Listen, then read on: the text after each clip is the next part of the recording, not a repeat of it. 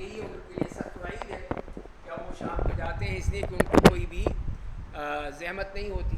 اگر کہیں محنت مزدوری کریں گے تو زحمت ہوگی، مشقت ہوگی، اور وہ پیسے بھی تھوڑے سے ملیں گے. اب وہ ایک ایک روپیہ، دو دو روپیہ، 5 10 کر کے جو ہیں شام کو تک اچھی خاصی ان کے پیسے ہو جاتے ہیں. اس کی بنا پر پھر وہ یہی بھیک مانگنا ہی سمجھتے ہیں کہ یہی زیادہ افضل ہے، زیادہ بہتر ہے، اس کے بجائے کہ ہم کوئی محنت مزدوری کریں اور پھر یہ سب کچھ مشقت اٹھانی پڑے. اس کے بجائے یہ کافی ہے کہ چند گھنٹے لگا لیے اور پیسے مل گئے. تو اسی کے لیے فرمایا ہے کہ یہ اس شخص کے لیے کتنا بڑا وہ بات ہے کہ وہ کہ جب قیامت کے دن وہ آئے گا کہ جس طرح اس نے اپنے آپ کو ذلیل کیا ہے، اپنے آپ کو ذلیل کیا ہے، اس طرح وہاں پہ بھی وہ ذلیل ہوگا.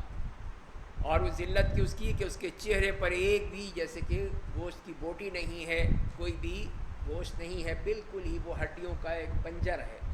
ہڈیوں کا ایک ڈھانچہ ہے جو نظر آئے گا. اب آپ خود دیکھ لیجئے کتنا بھیانک وہ معاملہ ہوگا اور کتنی اس کے اوپر ذلت ہوگی کہ لوگ کہیں گے یہ شخص یہ تھا جو لوگوں کے اس طرح ہاتھ پھیلاتا تھا، بھیک مانگتا تھا. تو اس کے لیے پھر کتنی بڑی یہ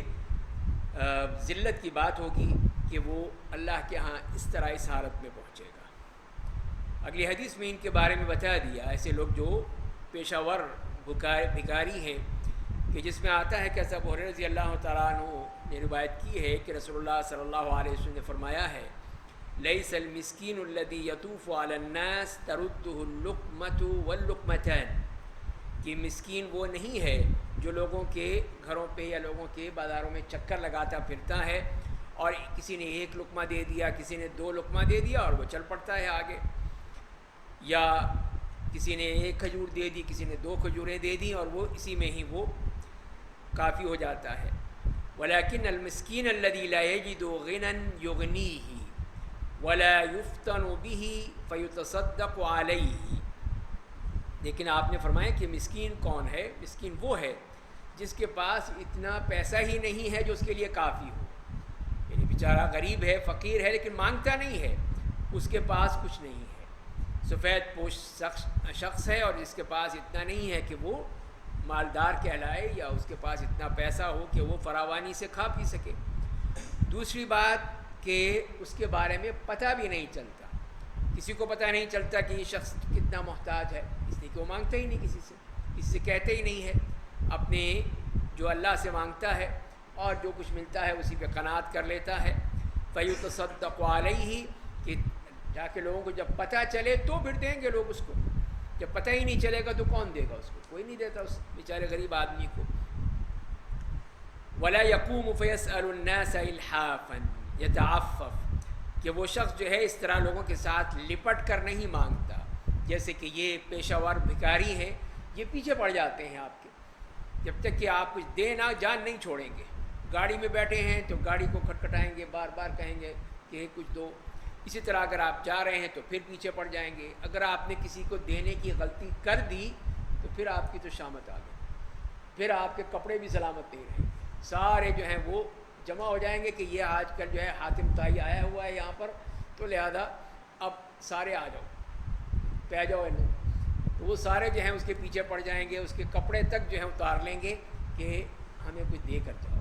تو یہ حالت ہو گئی ہے. اسی لیے فرمائیں کہ یہ اس طرح نہیں ہوتا. وہ شخص اتنا نیک آدمی ہے، اچھا ہے، جس کی تعریف کی جا رہی ہے کہ وہ کسی سے اس طرح لپٹ کر نہیں مانگتا، کسی کو پتہ ہی نہیں چلتا، بلکہ وہ انتہائی بے نیازی کے ساتھ، پاک دامنی کے ساتھ زندگی گزارتا ہے. اور پھر آپ نے اس آیت کی طرف اشارہ فرمایا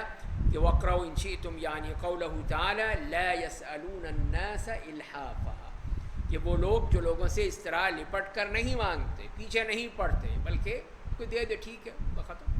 تو یہ چیز بتا دی گئی کہ مسکین کا فرق بتا دی کہ مسکین کون ہے. تو جیسے کہ وہ مسکین ہے جو کس طرح مانگتے پھر رہے ہیں، ان کا یہ ہے کہ کسی نے دے دیا بس چل پڑے آگے، چاہے 1 روپیہ دیں، 2 روپے، 5 10،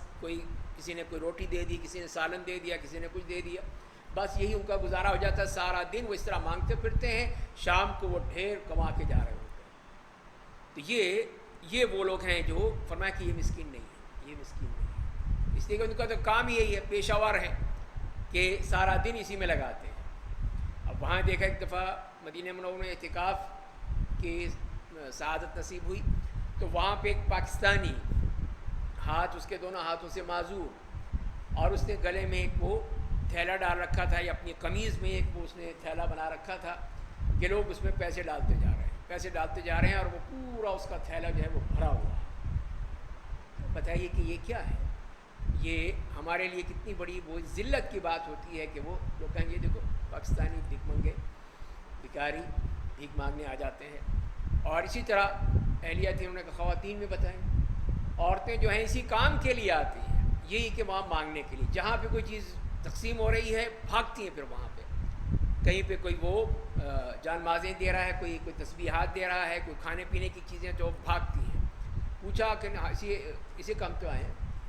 یہی کرنے آئے ہیں کہ یہاں پہ لوگ دیتے ہیں بہت، خاص طور پر رمضان میں تو ہم ویزا لے لیتے ہیں، کسی نہ کسی طرح ویزا لے کے آ جاتے ہیں، اور پھر مسجد نبی میں بیٹھ گئے یا مسجد الحرام میں، اور پھر جو بھی جہاں کوئی تقسیم ہو رہی چیز وہاں سے فوراً جلدی سے جھپٹتے ہیں، لڑتے ہیں باقاعدہ۔ تو یہ حالت ہے، دیکھیے کس طرح ملک بھی بدنام ہوتا ہے اور وہ لوگ بھی بدنام ہوتے ہیں۔ تو یہ فرمائیں کہ یہ لوگ مسکین نہیں ہیں، ان کو مسکین کہنا ہی غلط ہے۔ یہ تو خوب مزے کر رہے ہیں، خوب دیکھیے ان کو شام میں جا کے کتنے پیسے کما کے اپنی جیبوں میں سے نکالتے ہیں۔ اور دوسرا فرمائیں کہ مسکین تو وہ ہے کہ جو بیچارے کے پاس کچھ ہے بھی نہیں، فقیر ہے، مسکین ہے، وہ ہے مسکین کہ جس کے پاس کچھ نہیں ہے، فقر و فاقہ ہے، بڑی مشکل سے گزارا ہوتا ہے، کوئی اس کو جانتا ہی نہیں ہے، اتنا سفید پوش ہے کہ کسی کو نہیں پتہ چلتا کہ یہ بیچارہ جو ہے مستحق ہے، تو لوگ کچھ نہیں دیتے اس کو۔ جس کو پتہ ہے وہ دے گا، جس کو پتہ ہی نہیں ہے وہ کیا دے گا، وہ دیتے ہی نہیں اس کو، تو وہ بیچارہ جو ہے وہ اس معاملے میں وہ پیچھے رہ جاتا ہے۔ تو یہ ہے مسکین۔ تو مطلب یہ ہوا کہ ایسے لوگوں کو نہیں دینا چاہیے جو اس طرح کے پیشہ ور بھکاری ہیں، ہر وقت مانگتے پھرتے ہیں، بلکہ ان کو دینا چاہیے جو اس طرح کے بھکاری نہیں ہیں لیکن بیچارے مستحق ہیں۔ ان کو معلوم کرنا چاہیے۔ آپ کے محلے میں کہیں نہ کوئی ایسے لوگ ہوتے ہیں، کوئی چھوٹی موٹی محنت مزدوری کر رہے ہیں۔ اب آج کے جیسے کہ کرونا کا دور تھا اس میں، یا اب بھی، تو اس میں بیچاروں کو نہ محنت مزدوری ملتی ہے، نہ کام ہو رہا تھا، بالکل سب چیزیں ٹھپ ہو گئی تھیں۔ اب تو کچھ نہ کچھ تو ہو رہا ہے، تو وہ بیچارے بھوکے مر رہے تھے، اس لیے کہ وہ تو صبح بیٹھتے تھے کہیں روڈ پہ کہ دہاڑی لگ جائے گی تو کچھ مل جائیں گے، 100 200 150 روپے مل جائیں گے، تو اپنا کر لیں گے کھانا پینا۔ تو یہ بیچارے مستحق لوگ ہیں کہ یہ کسی سے مانگ نہیں رہے، محنت مزدوری کر رہے ہیں، اور اس کے بعد جو کماتے ہیں وہ اپنا استعمال کرتے ہیں۔ تو یہ چیز فرمائیں کہ یہ لوگ ہیں اصل مستحق، ان کو دیا جائے، ان کی مدد کی جائے، ان کی نہ کی جائے جو اس طرح مانگتے ہیں۔ باب خرص التمر، کہ کھجور کا اندازہ لگانا، تخمینہ لگانا کہ کتنی کھجور ہے۔ اس لیے کہ اس زمانے میں نبی کریم صلی اللہ علیہ وسلم نے اس قسم کے، جیسے کہ آج کل کے زمانے میں ٹیکس کلیکٹر ہوتے ہیں، اس طرح زکوٰۃ کلیکٹر تھے کہ وہ زکوٰۃ کلیکٹ کرتے تھے، جاتے تھے ہر شخص کے گھر میں یا اس کے باغ میں یا اس کے جہاں پہ بھی جانور ہیں وہاں جا کر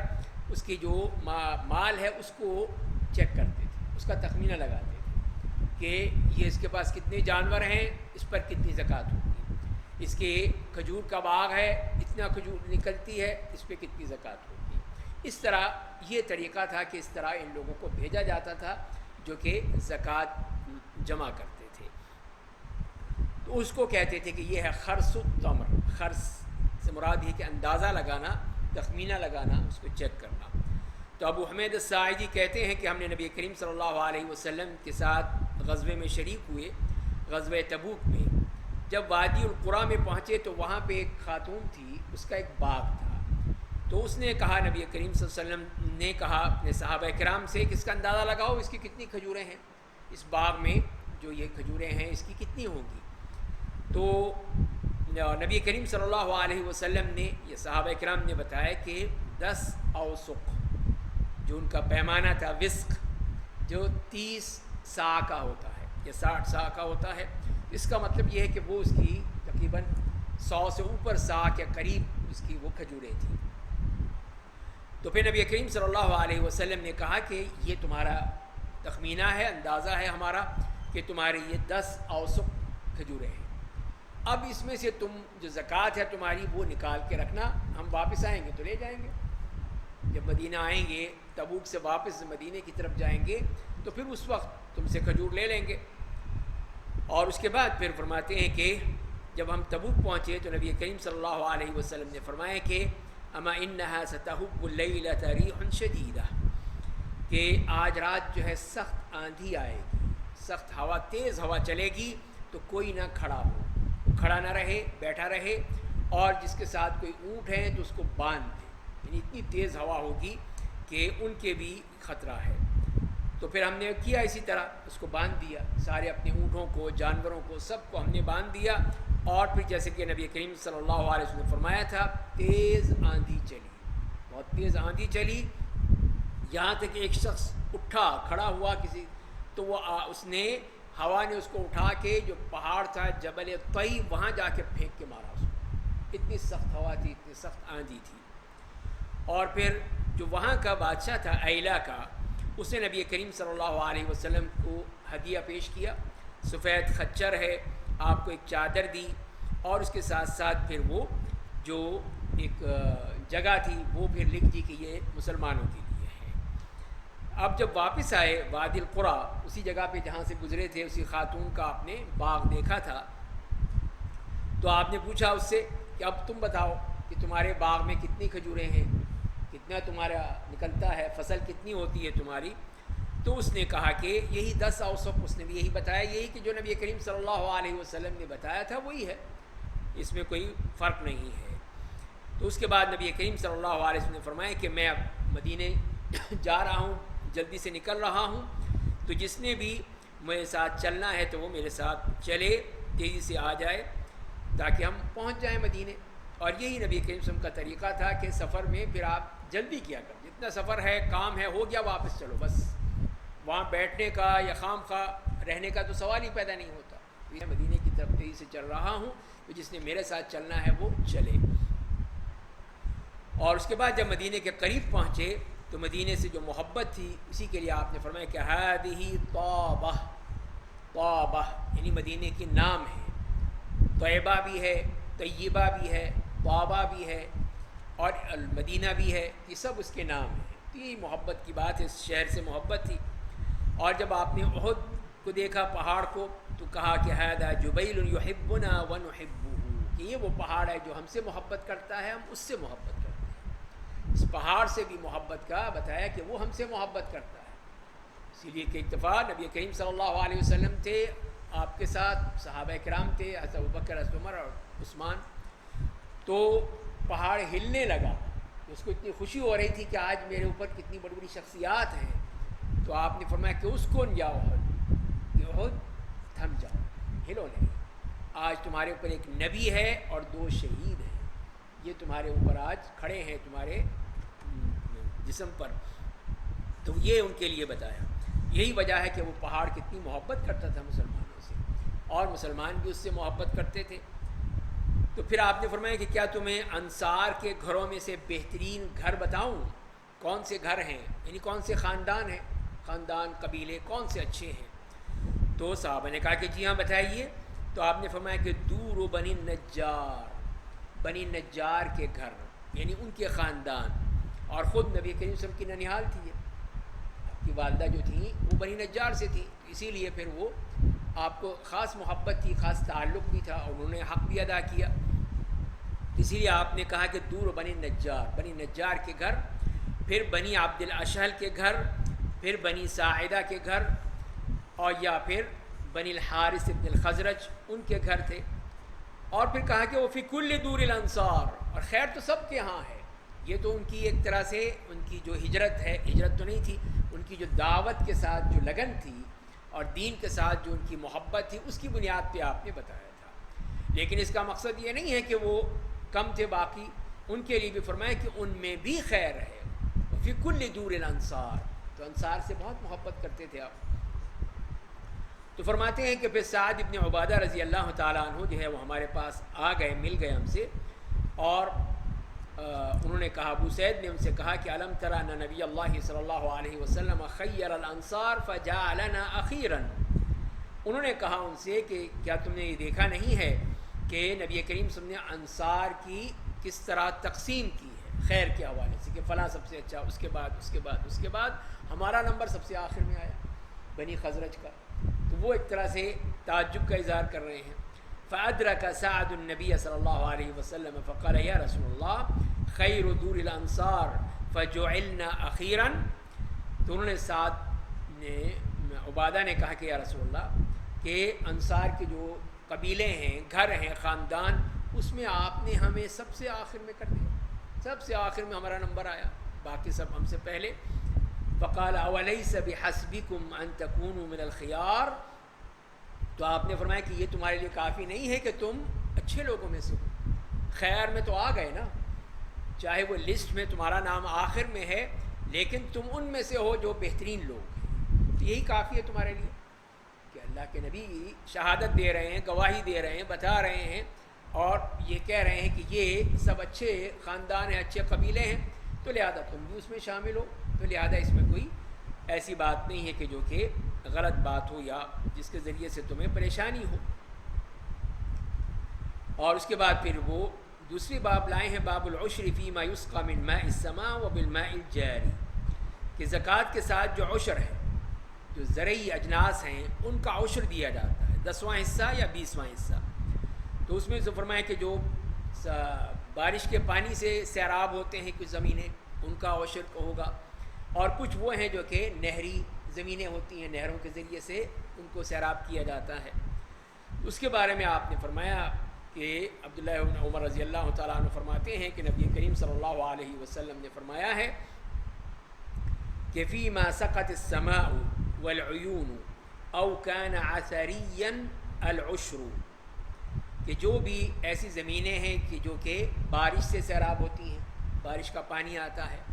یا چشموں کا پانی ہے کہ چشمے ہیں وہاں سے پانی آ رہا ہے، یہ کنویں ہیں، سب اسی میں شامل ہیں. او عثرین،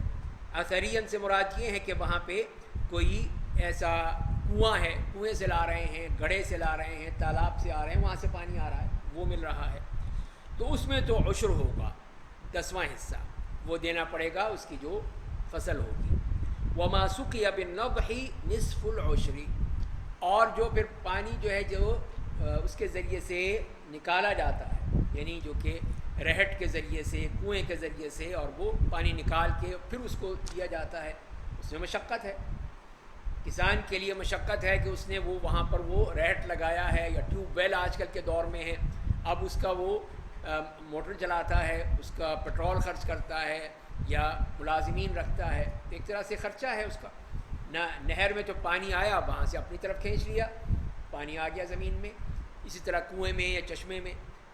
لیکن یہ جو پانی ہے جو زمین سے نکالا جاتا ہے اس کو کہا جا رہا ہے، اس کا فرمائیں کہ 20واں حصہ اور کم ہو گیا، اس لیے کہ اس کی محنت ہے، محنت ہے اس لیے اس کو 20واں حصہ کہا، 10واں حصہ نہیں کہا. تو یہ اس کے فرق کر دیا کہ لوگوں کو اس سے کوئی زحمت نہیں، اسی لیے کہ پھر اسلام ہر شخص کی جو خصوصیات ہیں یا اس کی جو ضرورتیں ہیں ان کا خیال رکھتا ہے. ایک تو وہ ہیں جن کو پانی ویسے مل رہا ہے، آسمان سے پانی آ رہا ہے تو کوئی خرچہ نہیں ہے آپ کا، کسی قسم کا کوئی خرچہ نہیں ہے، جہاں سے پانی ہے وہاں سے کھینچ لیا یا وہاں سے آ گیا، آپ کی کھیتی سیراب ہو گئی. خاص طور پہ ان علاقوں میں جہاں کثرت سے بارش ہوتی ہے وہاں کوئی مسئلہ نہیں ہوتا، یا کوئی چشمہ ہے وہاں سے پانی آ گیا، یا کوئی دریا ہے، تالاب ہے، وہاں سے پانی لے لیا. لیکن دوسرے وہ لوگ ہیں جو مشقت کرتے ہیں، محنت کرتے ہیں، پانی نکالتے ہیں زمین سے، کہیں کنووں سے نکل رہا ہے، کہیں یہ بورنگ ہو کے ٹیوب ویل سے پانی نکل رہا ہے، اس میں خرچہ ہے. تو اس کا یہ سسٹم لگانا اس کا خرچہ ہے، پھر اس کے بعد اس کو موٹر کو چلانا، پیٹرول ڈالنا، ڈیزل ڈالنا، وہ اس کا خرچہ ہے. تو یہ تمام خرچ، یا بجلی ہے تو بجلی کا خرچہ ہے، اس کا بل دینا ہے. تو لہذا اس کے لیے پھر وہ عشر جو ہے وہ 10 نہیں ہوگا، 20 ہوگا، تاکہ اس کو جو مشقت ہوئی ہے اس کی بھی تلافی ہو جائے. اور زکوٰۃ کے بارے میں جو فرمائیں کہ لیس فیما دون خمسۃ اوسق صدقہ، کہ یہ ہے صدقہ اس کی جو حد ہے، خمسۃ اوسق، یہ اگر یہ نصاب ہے، یہ نصاب ہے کہ اگر کسی کی فصل کھجوریں ہیں یا دوسری کوئی چیز جو زرعی اجناس ہیں یہ اس تک پہنچ گئیں تو پھر اس پر صدقہ آئے گا، پھر زکوٰۃ دینی ہوگی اس نصاب تک. اس کے لیے کوئی مدت نہیں ہے، جب بھی فصل ہو. باقی چیزوں کے لیے مدت ہے، جیسے سونا چاندی پیسہ دولت اس کے لیے 1 سال کی مدت ہے، لیکن یہاں جو زرعی اجناس ہیں اس کے لیے مدت کا تعین نہیں ہے، بلکہ وہ جب بھی فصل آئے گی اس میں سے سارے خرچے نکالنے کے بعد جو اس کے پاس خالص اس کی آمدنی ہے اس میں سے پھر وہ 10% یا 20% جو ہے وہ زکوٰۃ دے گا۔ اور پھر اسی طرح پھر یہ بھی فرما دیا کہ کھجور کے بارے میں جیسے حدیث میں آتا ہے کہ حضرت رضی اللہ تعالیٰ عنہ فرماتے ہیں کہ نبی کریم صلی اللہ علیہ وسلم کے پاس کھجور آتی تھی جب فصل کٹتی تھی، ساری جب فصل کٹتی تھی، ظاہر آپ کو بھی خیبر کے بعد آپ کو بھی حصہ ملا اس میں سے، اس میں جو ایک طرح سے فقر و فاقہ تھا وہ ختم ہو گیا، اب کھجوریں آنے لگیں، جب بھی فصل ہوتی کھجوریں آ جاتی تھی، تو یہی کھجوریں آتی تھیں۔ فَيَجِيءُ هَذَا بِتَمْرِهِ وَهَذَا مِن تَمْرِهِ، تو ایک تو وہ تھی جو زکوٰۃ کے طور پر آتی تھی بیت المال میں، کہ ہر شخص جس نے فصل کاٹی ہے تو وہ اس کا 10واں حصہ لے کر وہ آتا تھا، عشر لے کر وہ جمع کراتا تھا بیت المال میں، حَتَّى يَصِيرَ عِندَهُ كُومًا مِن تَمْرٍ، یہاں تک کہ آپ کے پاس کھجور کے ڈھیر لگ جاتے تھے، وہی زکوٰۃ کے ہیں، ایک تو آپ کی اپنی ہے وہ ایک الگ ہے، آپ اس میں زکوٰۃ دیتے ہوں گے، اور کچھ وہ ہیں جو لوگوں کی تھی وہ سارا کھجور کے ڈھیر لگ جاتے تھے۔ فجعل الحسن والحسین رضی اللہ عنہما یلعبان بذلک التمر، تو آپ کے دونوں نواسے حسن و حسین رضی اللہ تعالی عنہما، تو یہ آ کے بچے تھے، آ کے کھیلنے لگتے تھے کھجور سے، اب ظاہر ڈھیر پڑا ہوا ہے تو بچے کو کیا چاہیے، کھیل شروع ہو گیا۔ کسی نے میں سے دونوں میں سے کسی ایک نے ایک کھجور اٹھا کے اپنے منہ میں ڈال لیا، بچہ تھا، اب بچے کو کیا پتا، تو نبی کریم صلی اللہ علیہ وسلم نے دیکھ لیا، جب نبی کریم صلی اللہ علیہ وسلم دیکھ لیا تو پھر آپ نے فرمایا کح، یعنی کہ نکالو، یعنی اس کو ایک منہ میں کیوں ڈال لی تم نے، اور پھر آپ نے کہا اس کے منہ سے نکالا، پھر آپ نے اس کے منہ سے کھجور نکال کے کہا کیا تمہیں نہیں بتایا کہ آل محمد صدقے میں سے نہیں کھا سکتے، ہم تم میری اولاد ہو، میرے نواسے ہو، اہل بیت میں سے ہو، تم لوگ صدقہ نہیں کھا سکتے، زکوٰۃ نہیں کھا سکتے، تو لہذا پھر آپ نے بچوں کو بھی بتا دیا، اس وقت معصوم بچے جو سر نہیں سمجھتے ان کو بھی بتا دیا کہ تمہارے لیے جائز نہیں ہے کہ تم اس میں سے کھاؤ، تمہارے لیے کھجور نہیں ہے، یہ لوگوں کا حصہ ہے جو کہ لوگوں نے زکوٰۃ دی ہے، صدقہ ہے، زکوٰۃ ہے، اس کو تقسیم کیا جائے گا مستحقین میں، لیکن تمہارے لیے نہیں ہے۔ یہاں یہ بات بھی واضح ہوتی چلی جائے کہ آج لوگ یہی پوچھتے ہیں کہ اب جو سید کہلاتے ہیں لوگ یہ کہتے ہیں کہ ہم سید ہیں، ہمارا تعلق اسی خاندان سے، اب یہ تو اللہ ہی جانتا ہے کہ صحیح کہتے ہیں یا غلط کہتے ہیں، کہ وہ واقعی نسبی طور پر سید ہیں یا سیاسی طور پر سید بن گئے ہیں، اب یہ اللہ ہی جانتا ہے، ہم نہیں جانتے۔ تو اگر ان میں سے کوئی سید ہے تو وہ یہی کہتا ہے کہ اس کو زکوٰۃ نہیں دی جا سکتی، چاہے وہ کتنے ہی فقیر ہو، اس کو زکوٰۃ کیسے دیں ہم اس کو، اور وہ بھی کہتا ہے۔ تو یہی سوال پیدا ہوتا ہے کہ اب سید کو زکوٰۃ دی جائے یا نہ دی جائے، اس کو مرنے کے لیے چھوڑ دیں ہم، بھوکا مر رہا ہے، کچھ بھی نہیں اس کے پاس، ویسے کوئی دے نہیں رہا، زکوٰۃ اس کو دے نہیں سکتے، لگتی نہیں ہے، تو اب کیا کریں پھر؟ تو پہلی بات تو یہ سمجھنے کی ہے کہ اس زمانے میں جو سید تھے، نبی کریم صلی اللہ علیہ وسلم کی جو اولاد تھی، آپ کے جو اہل بیت تھے، اس وقت ان کے لیے اللہ تعالیٰ نے مخصوص کر دیا تھا، بیت المال کا سسٹم تھا، پھر مال غنیمت میں سے ان کا حصہ تھا، پھر جو بھی خمس تھا وہ ان کے لیے خاص تھا، جیسے سورہ انفال میں اللہ تعالیٰ نے بیان کر دیا۔ تو یہ ہے ان کے لیے اس قسم کے سورسز موجود تھے جہاں سے ان کو دیا جاتا تھا، چاہے وہ مرد ہوں یا عورتیں ہوں، بچے ہوں، سب کو ملتا تھا، اس لیے کسی قسم کا مسئلہ نہیں تھا۔ اب جب تک خلافت قائم رہی اس کا نام تو رہا،